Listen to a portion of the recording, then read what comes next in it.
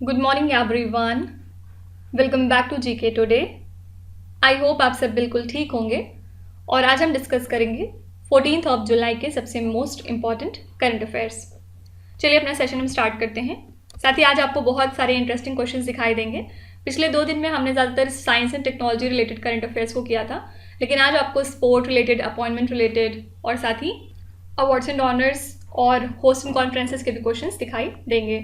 और इसके अलावा हम कुछ पुराने करंट अफेयर्स को भी रिलेट करते हुए आगे चलेंगे। फर्स्ट क्वेश्चन देखते हैं यहाँ पे। Jens Stoltenberg has been elected as the head of which grouping for the third time in a row. Jens Stoltenberg को लगातार तीसरी बार किस समूह का प्रमुख चुना गया है? तो इनका नाम आपने पहले भी कहीं ना कहीं ज़रूर सुना होगा और ये नाटो के सेक्रेटरी जनरल हैं, जो कि ये 1 साल के लिए और इसके हेड बने रहेंगे। ठीक है, तो इनका टाइम जो है एज अ सेक्रेटरी जनरल वो अक्टूबर मंथ में ख़त्म होने वाला था, लेकिन फिर से इनके टर्म को एक्सटेंड कर दिया गया है, जबकि ऑलरेडी 3 बार इनका टेन्योर एक्सटेंड किया जा चुका है। ठीक है, कौन सी कंट्री को बिलोंग करते हैं तो याद रखिएगा, नॉर्वे कंट्री से ये हैं और ये एक इकोनॉमिस्ट थे, साथ ही फॉर्मर प्राइम मिनिस्टर रह चुके हैं। और जो नेक्स्ट नाटो की समिट होने वाली है लिथुआनिया में, उसके जस्ट पहले ही ये न्यूज़ आई है। ठीक है, तो आपको याद रखना है कि जेंस स्टोल्टेनबर्ग जो कि ऑलरेडी हेड हैं नाटो के, ये अब 1 और साल के लिए इसके हेड रहेंगे। ठीक है, नाटो की बात करेंगे तो फुल फॉर्म है नॉर्थ अटलांटिक ट्रीटी ऑर्गेनाइजेशन और इसका हेडक्वार्टर है ब्रुसेल्स, बेल्जियम में। साथ ही आपको याद रखना है कि इसको ज्वाइन करने वाली 31st कंट्री हाल ही में कौन बन गई है, तो ये है फिनलैंड। ओके, कुछ और यहाँ पे रिसेंट अपॉइंटमेंट्स देखते हैं। सबसे पहला है, रिजर्व बैंक ऑफ इंडिया ने हाल ही में अपॉइंट किया है मिस्टर पी वासुदेवन को as the new executive director. Okay, second हमने पढ़ा है स्टेट बैंक ऑफ इंडिया के बारे में कि इन्होंने अपॉइंट किया है मिस्टर कामेश्वर राव को as the chief financial officer. इसके अलावा कोल इंडिया ने इलेक्ट किया है मिस्टर पी एम प्रसाद को as the chairman and MD of coal India. ठीक है, फिर फोर्थ न्यूज़ है अबाउट संजीव पुरी। संजीव पुरी का जो टेन्योर था उसको फिर से एक्सटेंड कर दिया गया है और अब ये चेयरमैन और एमडी फिर से रहेंगे आईटीसी बोर्ड लिमिटेड के। ठीक है, इनका जो एक्सटेंशन है वो 5 सालों के लिए बढ़ाया गया है और अब ये 5 और सालों के लिए आईटीसी बोर्ड लिमिटेड के चेयरमैन और एमडी रहने वाले हैं। और फिफ्थ अपॉइंटमेंट है यहाँ पे about Olympic council of Asia, जिन्होंने इलेक्ट किया है शेख तलाल को एज इट्स न्यू प्रेसिडेंट। आपसे पूछ सकते हैं कि ओलंपिक काउंसिल ऑफ एशिया के नए प्रेसिडेंट कौन हो चुके हैं, तो ये हैं शेख तलाल। तो ये कुछ 5 अपॉइंटमेंट रिलेटेड करंट अफेयर्स हो गए जो आपको ध्यान में रखने हैं। नेक्स्ट क्वेश्चन पे चलेंगे। Which country is organizing the United Nations security council's first ever meeting on the threats of artificial intelligence? कौन सा देश आर्टिफिशियल इंटेलिजेंस के खतरों पर यूनाइटेड नेशन सिक्योरिटी काउंसिल की पहली बैठक आयोजित कर रहा है? तो यूनाइटेड नेशन सिक्योरिटी काउंसिल जो है ये पहली मीटिंग कंडक्ट करेगी on the threats of artificial intelligence. कब करेगी? 18 जुलाई को। और इस मीटिंग को ऑर्गेनाइज कर रही है यूके। बेसिकली ये ग्लोबल लीडर्स को एक कॉमन प्लेटफॉर्म पे लेके आएंगे, जहाँ पे ये बात की जाएगी कि आर्टिफिशियल इंटेलिजेंस की वजह से किस तरह के पोटेंशियल थ्रेट्स सामने आ सकते हैं हमारे इंटरनेशनल पीस और सिक्योरिटी को डिस्टर्ब करने के लिए। ठीक है, और इस मीटिंग को प्रेजेंट किया जा रहा है as a centrepiece of the UK's presidency of the council. तो आपको याद रखना है कि ये इनिशिएटिव यूके ने लिया है और यूके ऑर्गेनाइज कर रहा है यूएनएससी की ऐसी पहली मीटिंग जहाँ पे आर्टिफिशियल इंटेलिजेंस के खतरों के बारे में बात करी जाएगी। यहाँ पे एक और क्वेश्चन बहुत ज़्यादा इंपॉर्टेंट है इंटरनेशनल करंट अफेयर से रिलेटेड। कुछ कंट्रीज़ हैं जैसे कि यूके, कनाडा, स्वीडन और यूक्रेन। इन्होंने हाल ही में एक कंट्री के अगेंस्ट एक केस फाइल करा है at the international court of justice. ये कंट्री कौन सी है आपको बताना है। तो ये कंट्री है ईरान। और इन कंट्रीज़ ने किस रीज़न की वजह से ईरान के अगेंस्ट ये केस फाइल किया है in the international court of justice? क्योंकि इनका मानना है कि यूक्रेन की एक पैसेंजर जेट है जिसको कि ईरान ने 2020 में शूट डाउन कर दिया था। ठीक है, और इसकी वजह से इसमें जितने भी लोग थे 176 के लगभग पैसेंजर्स थे और कुछ क्रू मेंबर्स भी थे, उनकी डेथ हो गई थी। और इन 4 कंट्रीज़ ने इसी वजह से इंटरनेशनल कोर्ट ऑफ जस्टिस का दरवाज़ा खटखटाया है कि इसके बारे में जांच होनी चाहिए। साथ ही अगर ईरान कन्विक्ट पाया गया तो फिर उसको कंपनसेशन देना पड़ेगा विक्टिम की फैमिलीज को, ठीक है। तो इसी वजह से ये 4 कंट्रीज ने इंटरनेशनल कोर्ट ऑफ जस्टिस को अप्रोच किया है, आपको ये याद रखना है। साथ ही आप ये भी मत भूलिएगा कि ईरान 9th और लेटेस्ट कंट्री है जिसने हाल ही में शंघाई कोऑपरेशन ऑर्गेनाइजेशन को ज्वाइन कर लिया है, ठीक है। तो ये क्वेश्चन मेरे ख्याल से 5 स्टार का क्वेश्चन है, इसको ज़रूर याद रखिएगा। इसके अलावा national space mission for earth observation, ये आजकल काफ़ी ज़्यादा न्यूज़ में था। ये किस कंट्री का मिशन है? ये मिशन है ऑस्ट्रेलिया कंट्री का। किस वजह से न्यूज़ में था? क्योंकि ऑस्ट्रेलिया कंट्री को मजबूरन इस मिशन को बंद करना पड़ा, और रीज़न क्या था? फाइनेंशियल कंस्ट्रेंट, ठीक है। फाइनेंशियल प्रॉब्लम की वजह से ऑस्ट्रेलिया इस मिशन को आगे नहीं ले जा सका। इसके अलावा एक न्यूज़पेपर है जो आजकल न्यूज़ में था, इसका नाम है वीनर ज़ीटंग। किस कंट्री का न्यूज़पेपर है? तो ये पेपर है ऑस्ट्रिया का। किस वजह से चर्चे में था? क्योंकि इसने जो है अपना डेली प्रिंट एडिशन हाल ही में बंद कर दिया है, और इसने सर्विस अपनी प्रोवाइड की है लगभग 320 सालों तक, मतलब लगभग 3 डेकेड्स तक, ठीक है। तो ये one of the world's oldest newspaper भी माना जाता है, और ये कौन सी कंट्री का है? याद रखिएगा, ऑस्ट्रिया का। Zanzibar, where the first IT global campus is to be set up, is located in which country? Zanzibar, जहाँ पहला IIT ग्लोबल कैंपस स्थापित किया जाना है, ये किस देश में स्थित है? ये नाम ज़रूर याद रखिएगा, बहुत इंपॉर्टेंट है, और ये जगह लाई करती है तंजानिया में, ठीक है। हाल ही में एक मेमोरेंडम ऑफ अंडरस्टैंडिंग साइन हुआ है IIT मद्रास के कैंपस को ज़ांज़ीबार में इस्टेब्लिश करने के लिए, जो कि लाई करता है तंजानिया में, और इसी के साथ ये पहला IIT कैंपस होगा जिसको कभी इंडिया के बाहर इस्टेब्लिश किया जा रहा है, ठीक है। तो ज़ांज़ीबार तांजानिया में लोकेटेड एक जगह है off the coast of east Africa. तो आपसे ये भी क्वेश्चन पूछा जा सकता है कि पहली बार IIT मद्रास का ग्लोबल कैंपस हम कहाँ पे या फिर कौन सी कंट्री में आउटसाइड इंडिया जाके इस्टेब्लिश कर रहे हैं? तो ये कंट्री है तंजानिया, फाइन। इसके अलावा आपसे पूछा जा सकता है कि DPDP बिल का फुल फॉर्म क्या है, जिसको हाल ही में कैबिनेट ने पास कर दिया है? तो इसका फुल फॉर्म है digital personal data protection bill, और इस बिल को हाल ही में पास कर दिया गया है कैबिनेट के द्वारा, और अब इसको इंट्रोड्यूस किया जाएगा पार्लियामेंट में in the upcoming monsoon session, ठीक है। ये एक तरह का डेटा प्रोटेक्शन लेजिस्लेशन है जिसमें कि कुछ नॉर्म्स दिए गए हैं कि किस तरह से जो इंडियन रेसिडेंट्स हैं उनके पर्सनल डेटा को मैनेज किया जाएगा, और इसमें कुछ एक्सप्लिसिट कंसेंट दिया गया है कि कंसेंट ज़रूरी है लोगों का जिनका डेटा आप कलेक्ट या फिर यूज़ कर रहे हैं, ठीक है। तो ये बिल काफ़ी ज़्यादा चर्चे में है। आपसे पूछ सकते हैं कि इस DPDP बिल का फुल फॉर्म क्या है? तो याद रखिएगा, digital personal data protection bill, ठीक है। इसके अलावा कौन सी इंस्टीट्यूशन है जिसने हाल ही में एक वर्किंग ग्रुप फॉर्म किया है ऑन इम्प्लीमेंटिंग RBI के recommendations on working of asset reconstruction companies? इसको फॉर्म किया है इंडियन बैंक्स एसोसिएशन ने। इन्होंने 5 मेंबर का एक कमिटी फॉर्म किया है जो कि मिल के रिकमेंड करेंगे कि किस तरह से हम रिजर्व बैंक ऑफ इंडिया के रिकमेंडेशंस को इम्प्लीमेंट कर सकते हैं on working of the asset reconstruction companies. और ये ग्रुप जो है कॉन्स्टिट्यूट किया गया है under reserve bank of India. इसमें बहुत सारे लोग मौजूद हैं, लाइक फर्स्ट हैं इसमें अजीत कुमार जो कि MD और CEO हैं सेकेंडरी लोन मार्केट एसोसिएशन के। सेकेंड नाम है इसमें हरिहरा मिश्रा का जो कि CEO हैं association of ARCs in India के।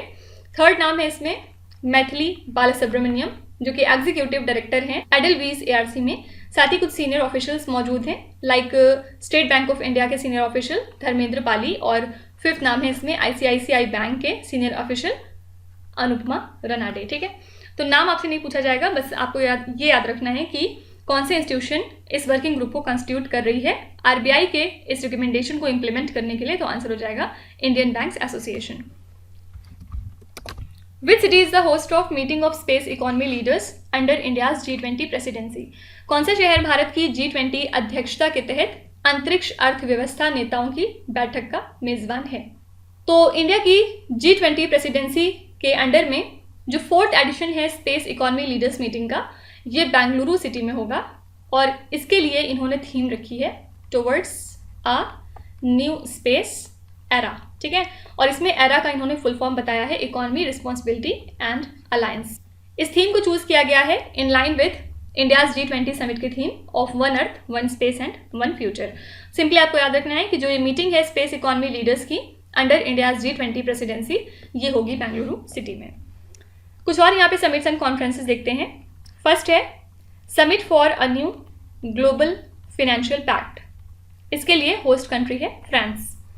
फिर सेकंड है थर्ड वर्ल्ड हिंदू कॉन्फ्रेंस, ये अभी हुई नहीं है, नवंबर मंथ में होगी और इसके लिए इन्होंने वेन्यू रखा है बैंकॉक। ठीक है, इसको कौन ऑर्गेनाइज करता है? तो इसको ऑर्गेनाइज करता है वर्ल्ड हिंदू फाउंडेशन। फिर इसके अलावा जो इंटरनेशनल कॉन्फ्रेंस थी ऑन ग्रीन हाइड्रोजन, ये हाल ही में हुई थी नई दिल्ली में, और जो 8th global pharmaceutical quality summit है इसके लिए होस्ट था मुंबई। राइट, नेक्स्ट क्वेश्चन बहुत ज़्यादा इंपॉर्टेंट है। Lallianzuala Chhangte and Manisha Kalyan who were in the news recently play which sport? Lallianzuala Chhangte और मनीषा कल्याण जो हाल ही में खबरों में थे, कौन सा खेल खेलते हैं? सबसे पहले आपको याद रखना है कि ललियांजुला चांगते डिक्लेयर हुए हैं AIFF men's footballer of the year for 2022-23 और मनीषा कल्याण को नेम किया गया है as AIFF women's footballer of the year for 2022-23। इसी वजह से दोनों लोग न्यूज़ में हैं। कौन सा खेल खेलते हैं? तो आंसर हो जाएगा फुटबॉल। साथ ही मनीषा कल्याण के बारे में ये भी याद रखिएगा कि कुछ दिनों पहले ये पहली इंडियन बनी थी जिन्होंने खेला था UEFA की वुमेन्स चैंपियंस लीग में। ठीक है, तो याद रखिएगा दोनों ही लोग फुटबॉल स्पोर्ट से एसोसिएटेड हैं। इसके अलावा कुछ और स्पोर्ट रिलेटेड करंट अफेयर्स की यहाँ पे बात करेंगे। सबसे पहले ODI क्रिकेट वर्ल्ड कप 2023 के लिए कौन सी सिटी होस्ट है? तो आंसर हो जाएगा अहमदाबाद। फिर इसके अलावा इंडिया ने टोटल 202 मेडल जीते हैं। कहाँ पे? स्पेशल ओलंपिक्स वर्ल्ड गेम्स 2023 में, और इस 202 में 76 मेडल जो हैं वो गोल्ड के थे। ठीक है, फिर दो नाम और हैं जो आजकल काफ़ी ज़्यादा न्यूज़ में थे। इसमें फर्स्ट नाम है सुतीर्था मुखर्जी का और सेकेंड नाम है आहिका मुखर्जी का। ये दोनों लोग हाल ही में क्लिंच कर चुकी हैं अपना पहला women's doubles title in the WTT contender tennis. ठीक है, तो आपसे पूछ सकते हैं कि सुतीर्था मुखर्जी और आहिका मुखर्जी किस स्पोर्ट को खेलती हैं? तो आंसर हो जाएगा टेबल टेनिस। ठीक है, फिर इसके अलावा जैक लेडीज ओपन टाइटल की बात करें तो ये हाल ही में किसने जीत लिया है? आंसर हो जाएगा दीक्षा डागर। और दीक्षा डागर कौन सी कंट्री को बिलोंग करती हैं? ये इंडिया से हैं। Right, which country has knocked out Zimbabwe out of cricket world cup? किस देश ने जिम्बाब्वे को क्रिकेट विश्व कप से बाहर कर दिया है? तो जिम्बाब्वे को क्रिकेट वर्ल्ड कप से बाहर किया है स्कॉटलैंड कंट्री ने। स्कॉटलैंड ने 31 रन ज़्यादा बनाए थे जिम्बाब्वे कंट्री से, और उसके बाद अपने नेक्स्ट मैच में स्कॉटलैंड हार गई थी नीदरलैंड से बाय 4 विकेट। ठीक है, तो बस याद रखिएगा जिम्बाब्वे को बाहर करने वाली कंट्री कौन सी है? स्कॉटलैंड क्रिकेट वर्ल्ड कप से। यहाँ पे अगर हम कुछ ग्रैंड प्रिक्सेस की बात करें तो याद रखिएगा कैनेडियन ग्रैंड प्रिक्स को जीता है हाल ही में मैक्स वर्स्टैपेन ने। साथ ही मैक्स वर्स्टैपेन ने एक और ग्रैंड प्रिक्स जीता है इस साल, ऑस्ट्रियन ग्रैंड प्रिक्स। फिर सर्जियो पेरेस की बात करेंगे तो सर्जियो पेरेस ने सऊदी अरेबियन ग्रैंड प्रिक्स जीता है, साथ ही इन्होंने जीता है अजरबैजान ग्रैंड प्रिक्स। फाइन, इसके अलावा एक और नाम है जो कुछ दिनों पहले हमने पढ़ा था, वानिंदु हसरंगा। किस वजह से न्यूज़ में थे ये? क्योंकि इन्होंने 3 कंजिक्यूटिव 5 विकेट के हॉल्स लिए थे ODIs में अगेंस्ट द कंट्री श्रीलंका। तो बस पूछ सकते हैं कि ये किस स्पोर्ट से रिलेटेड है? तो याद रखिएगा क्रिकेट से। ठीक है, विच स्टेट और the union territory has launched a basic income scheme for women named as Kalaignar Magalir पूरी बईत हो गई? किस राज्य या फिर केंद्र शासित प्रदेश ने महिलाओं के लिए इस नाम से एक बुनियादी आय योजना शुरू करी है? तो इस स्कीम को स्टार्ट किया है तमिलनाडु की स्टेट ने, और गाइडलाइंस के मुताबिक ऐसी वुमेन जिनके annual family income 2.5 lakh rupees से कम है, या फिर ऐसी फैमिलीज जिनके पास ज़मीन 5 एकड़ से ज़्यादा नहीं है, अगर हम वेटलैंड के टर्म्स में बात करें, अगर 10 एकड़ से ज़्यादा नहीं है in terms of dry land, या फिर ऐसी फैमिलीज जिनकी annual house hold electricity consumption 3600 unit से कम आता है, तो ऐसे सभी लोग इस स्कीम के बेनिफिशरीज रहेंगे और उनको monthly income of 1000 rupees provide की जाएगी तमिलनाडु स्टेट के द्वारा। ठीक है, तो इस स्कीम को कहाँ पे लॉन्च किया गया? याद रखिएगा तमिलनाडु में। उड़ीसा की यहाँ पे बात करें तो उड़ीसा में एक राजा फेस्टिवल आजकल मनाया गया, इस वजह से उड़ीसा चर्चे में था। और सेकेंड न्यूज़ है उड़ीसा के बारे में, इनका एकाम्रा प्रोजेक्ट। ठीक है, एकाम्रा प्रोजेक्ट का एम क्या है? जो लिंगराज टेम्पल्स की सराउंडिंग्स हैं उनको और ज़्यादा इन्हांस करना, और लिंगराज टेम्पल कहाँ पे है? भुवनेश्वर में। ठीक है, फिर इसके अलावा खर्ची पूजा आजकल चर्चे में था, और खर्ची पूजा कौन से स्टेट का फेस्टिवल है? तो ये त्रिपुरा में सेलिब्रेट किया जाता है। और इन सब चीज़ों के अलावा हिमाचल प्रदेश ने कुछ दिनों पहले अपना स्वर्णिम हिमालय नाम का एक कैंपेन लॉन्च किया था। आपसे पूछ सकते हैं स्वर्णिम हिमालय कैंपेन किस स्टेट का है? याद रखिएगा हिमाचल प्रदेश का। Where was the 7th edition of Japan India maritime exercise 2023 held? Japan Bharat समुद्री अभ्यास 2023 का 7वां संस्करण कहाँ पे आयोजित किया गया था?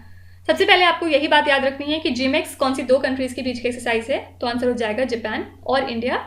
और ये जो एक्सरसाइज थी इस साल होस्ट किया है इंडिया ने विशाखापट्टनम में। कब से कब तक? 5 से लेकर 10 जुलाई तक। ठीक है, इसको बेसिकली 2 फेज में कंडक्ट किया गया। फर्स्ट था हार्बर फेज जिसमें कि प्रोफेशनल स्पोर्ट्स और सोशल इंटरेक्शंस मौजूद थे। सेकेंड था इनका वॉर फेज जिसमें दोनों नेवीज ने अपने कुछ वॉर फाइटिंग स्किल्स को शोकेस किया था सीधे। ठीक है, तो 2 बातें याद रखिएगा, ये एक्सरसाइज किन 2 कंट्रीज के बीच में होती है, और सेकेंड बात कि इस साल वेन्यू कौन सी कंट्री थी। इसके अलावा जो 7th एडिशन है सैल्वेक्स एक्सरसाइज का, आपको बताना है कि इसके लिए वेन्यू क्या था। सबसे पहले सैल्वेक्स एक्सरसाइज है इंडिया और यूएस की नेवी के बीच की, और इस साल के लिए इन्होंने होस्ट कंट्री इंडिया रखी थी, और इंडिया में भी कौन सी जगह, तो आंसर है कोची। ठीक है, याद रखिएगा इंडिया की तरफ से आइनिश निरीक्षक गई थी पार्टिसिपेट करने इस पर्टिकुलर इवेंट पे। ठीक है, तो दोनों बातें इंपॉर्टेंट है। इसके अलावा हमने कुछ दिनों पहले तरंग शक्ति के बारे में पढ़ा था जो कि कंडक्ट करती है इंडिया की एयरफोर्स। ये मल्टीनेशनल एयर एक्सरसाइज है और आप कह सकते हैं कि ये एक तरह की लार्जेस्ट एयर एक्सरसाइज है। इसका एम है मिलिट्री कोऑपरेशन को स्ट्रेंथन करना among the participating air forces. तो हो सकता है आपको पूछा जाए कि तरंग शक्ति कौन कंडक्ट करता है, इंडियन एयरफोर्स, इंडियन नेवी, या फिर ऐसे करके ऑप्शन दे देंगे, तो याद रखिएगा आंसर हो जाएगा Indian air force. Which company has won the GeM timely payment CPSEs award for the year 2023? किस कंपनी ने वर्ष 2023 के लिए जेम समय पर भुगतान पुरस्कार जीता है? यह अवार्ड दिया गया NLC लिमिटेड को, जो कि एक नवरत्न कंपनी है अंडर मिनिस्ट्री ऑफ कोल। इन्होंने जीता है ये गवर्नमेंट ऑफ ई-मार्केट प्लेस का award in the category timely payments for the year 2023। क्यों दिया गया इनको? Because of their outstanding contribution, जिसमें इन्होंने जो ई-मार्केट प्रैक्टिसेस की रिलायबिलिटी है उसको इम्प्रूव किया है।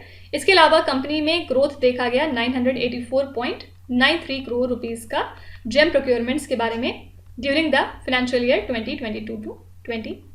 ठीक है, तो किसने जीता है ये अवार्ड? तो आंसर हो जाएगा NLC लिमिटेड।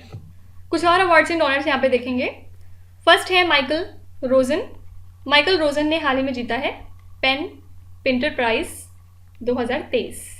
ठीक है, इसके अलावा जो म्यूजिक कंपोजर और सिंगर हैं शंकर महादेवन, इन्होंने रिसीव किया ऑनरेरी डॉक्टरेट इन UK कुछ दिनों पहले। इसके अलावा हमारे प्राइम मिनिस्टर नरेंद्र मोदी को मिला है इजिप्ट का हाईएस्ट ऑनर जिसका नाम होता है ऑर्डर ऑफ द नाइल। ठीक है, और जो सूरीनेम कंट्री का हाईएस्ट ऑनर है वो दिया गया हमारी प्रेसिडेंट द्रौपदी मुर्मू को। When is the world Kiswahili language day celebrated every year by the United nation? संयुक्त राष्ट्र द्वारा हर वर्ष किस्वाहिली भाषा दिवस कब मनाया जाता है? तो हर साल 7 जुलाई को हम सेलिब्रेट करते हैं ये वर्ल्ड किस्वाहिली लैंग्वेज डे।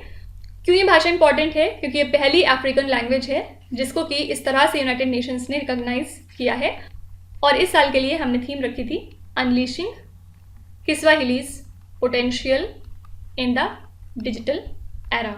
ठीक है, देखिए इसके अलावा आजकल कुदनकुलम न्यूक्लियर पावर काफ़ी ज़्यादा न्यूज़ में है।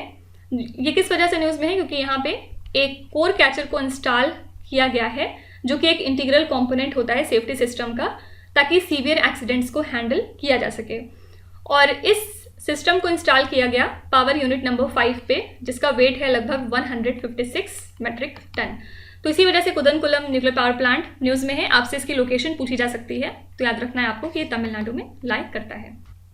लास्ट क्वेश्चन है Karuvattu Mana Vasudevan Namboothiri who was seen in the news recently is associated with which profession?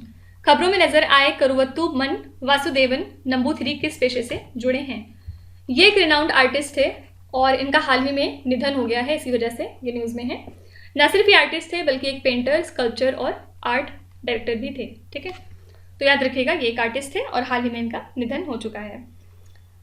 तो ये हो गए हमारे आज के सभी इंपॉर्टेंट करंट अफेयर्स, और अब हम चलेंगे हमारी क्विज की तरफ, जहाँ पर आपको स्क्रीन पे 5 क्वेश्चंस दिखाई दे रहे होंगे। इनका जवाब आपको कमेंट्स में बताना है। ये क्वेश्चन हम कहीं ना कहीं पीछे कर चुके हैं, तो वीडियो को पॉज करके ध्यान से क्वेश्चन को पढ़िए और इसमें से जितने भी आपको आते हैं आप उनका आंसर कमेंट में मेंशन कर सकते हैं। So that's it for today. I hope you have like the session. आज का सेशन आपको कैसा लगा ज़रूर बताइएगा कमेंट्स में। साथ ही साथ आपका कोई भी रिव्यू है, फीडबैक है या फिर सजेशन है तो वो भी आप हमें बता सकते हैं। हमें जानकर खुशी होगी और हम पूरी कोशिश करेंगे उसको इम्प्लीमेंट करने की। तो कल फिर हम मिलेंगे सेम टाइम सेम जगह कल के करंट अफेयर्स के साथ। Till then stay tuned. Thank you so much for watching and please do not forget to subscribe to GK Today. With this, Meenu Hadsana signing off.